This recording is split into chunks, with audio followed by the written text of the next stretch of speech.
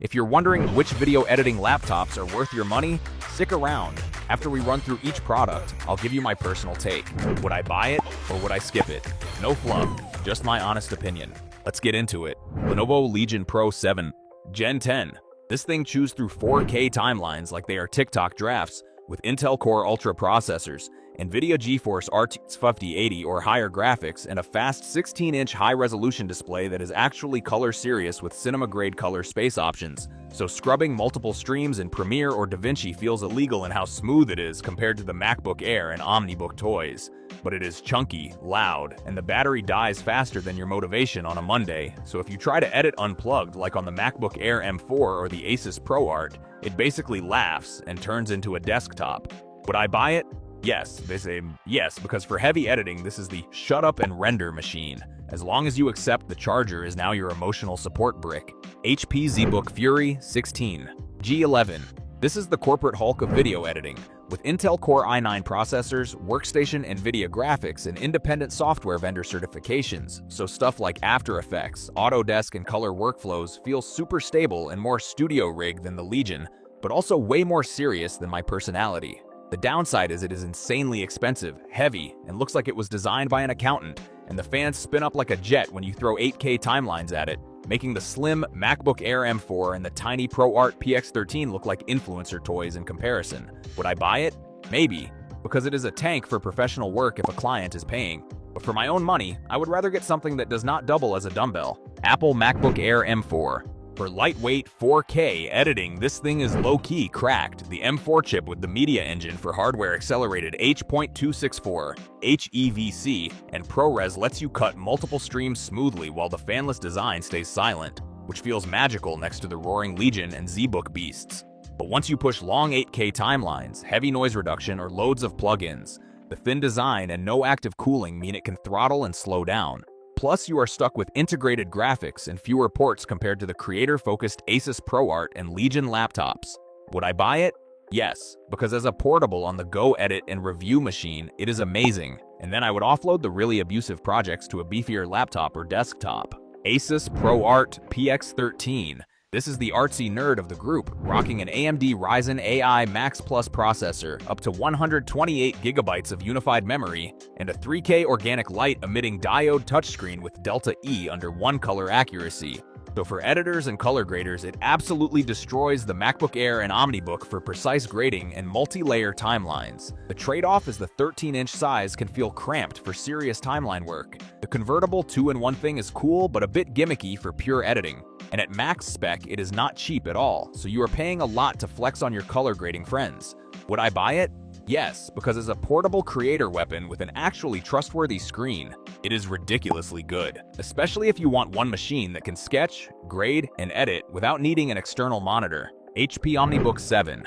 This one is like the I edit sometimes laptop, with Intel Core Ultra processors, Intel Arc graphics with 8GB of memory, up to 16GB of random access memory, and decent ports including Thunderbolt 4, which is fine for basic 4K timelines but will start wheezing way before the Legion or ProArt when you stack effects. It is lighter and more portable than the ZBook and Legion, but with only up to 16GB of memory and more mid-range graphics, it is clearly not built as a hardcore editing monster, so if you try to cut heavy projects on it daily, you will age faster than your footage. Would I buy it? No, because it feels more like a nice general-purpose laptop that can edit in a pinch, not a dedicated video editing beast like the others in this lineup. Lenovo Slim 7i Aura Edition 2025. This laptop has a gorgeous 2.8K organic light-emitting diode screen that makes your timeline look better than your actual life, though the Intel Arc graphics will start crying the moment you throw a heavy 4K render at them. The keyboard feels like clicking soggy crackers, which is a total vibe killer for editing marathons, but hey, at least the battery lasts long enough to finish a project before you lose your mind. Would I buy it? Maybe. Only if I was strictly doing light social media edits and wanted to flex that Aura name at a coffee shop without carrying a heavy power brick. Microsoft Surface Laptop Studio 2. This thing is basically a transformer for nerds with a screen that flips over like it's doing parkour, giving you a 120Hz refresh rate that's smoother than my pickup lines. While it packs a decent NVIDIA RTX 4060, Microsoft restricted the power to a measly 80 watts, so it's basically a Ferrari with a speed limiter that gets louder than a jet engine when you try to export. Would I buy it?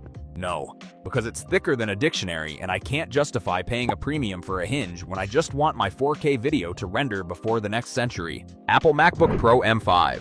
The M5 chip is so fast it basically predicts your next bad cut before you even make it.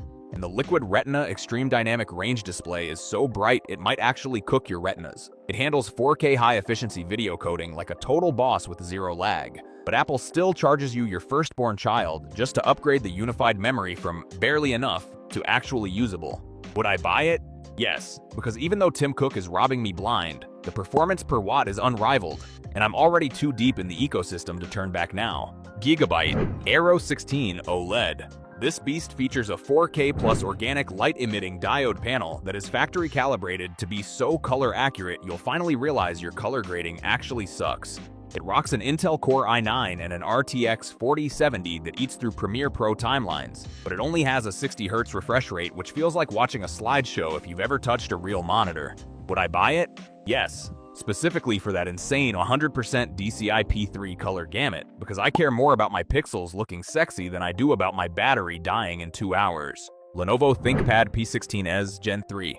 This is a professional workstation that looks like it belongs in a boring board meeting, but it secretly hides an Intel Core Ultra 9 and an NVIDIA RTX 500 Ada that can actually handle 3D rendering without exploding. It's built like a literal tank and has a 5-megapixel webcam for your awkward Zoom calls, but the 60Hz display and the grandpa's office aesthetic might make you die of boredom before you finish your edit. Would I buy it? No, because while it's reliable as hell, I'm a creator, not a data scientist, and I need a laptop that doesn't look like it was issued by the Department of Transportation. ASUS ProArt P16. This absolute beast packs a GeForce RTX 50 series graphics processing unit and a gorgeous 4K OLED screen that makes my 10-bit 422 4K footage look so crisp it's basically porn for editors. It handles 8K timelines like a champ, but it gets hotter than a spicy pepper, and the price tag will make your wallet cry for mercy. Would I buy it? Yes, because having this much power and a 120Hz refresh rate and a portable chassis is worth selling a kidney for. Lenovo ThinkPad X915 Aura Edition. This thing is lighter than my will to live on a Monday and features those new Intel Lunar Lake chips that handle AI background blurring and smart features without even breaking a sweat. The integrated Intel Art graphics are decent for light cuts, but try rendering a heavy 3D composition and you'll be waiting long enough for the next ice age to begin. Would I buy it? Maybe, if I were a traveling producer who cares more about 48 trillions of operations per second than actually finishing a heavy render before sunset. Lenovo Yoga Pro 9i. This laptop flexes a stunning 3.2K tandem OLED panel with 1000 nits of brightness that is so bright I need sunglasses just to look at my timeline. It beats most thin and light rivals in 4K export speeds thanks to that beefy Ultra 9 processor, but the fans sound like a jet engine taking off and the battery life is honestly a total joke. Would I buy it? Yes, because that screen is the gold standard for color grading, and I usually edit near a power outlet anyway. Dell Precision 5690. This workstation is the professional older brother of the group, packing a massive RTX 5000 Ada generation graphics card that makes the other laptops look like glorified calculators. It is built like a literal tank and stays surprisingly cool, though carrying it around feels like a gym workout, and Dell charges a premium that could buy you a used car. Would I buy it? Yes, if I had a corporate budget to burn, because 16 gigabytes of video random access memory is the only way to survive complex 8K projects. Samsung Galaxy Book 5 Pro 360.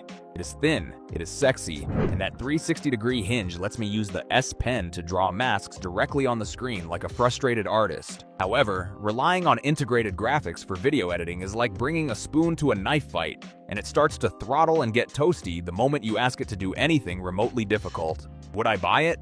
No, because while the 120Hz OLED is pretty, I need actual horsepower for my renders, not just a fancy folding tablet. Acer Nitro ANV155276NK. This budget beast packs an Intel Core i7-13620H and an RTX 4050 that will slice through your 1080p timelines like a hot knife through butter. Though the 250 nits screen is so dim, you might need a flashlight just to find your play button. It's got a 165Hz refresh rate, which is overkill for moving keyframes but great for pretending you're working while actually playing Fortnite. Just don't expect the plastic build to survive a drop, or your ego to survive the loud-ass fans. Would I buy it?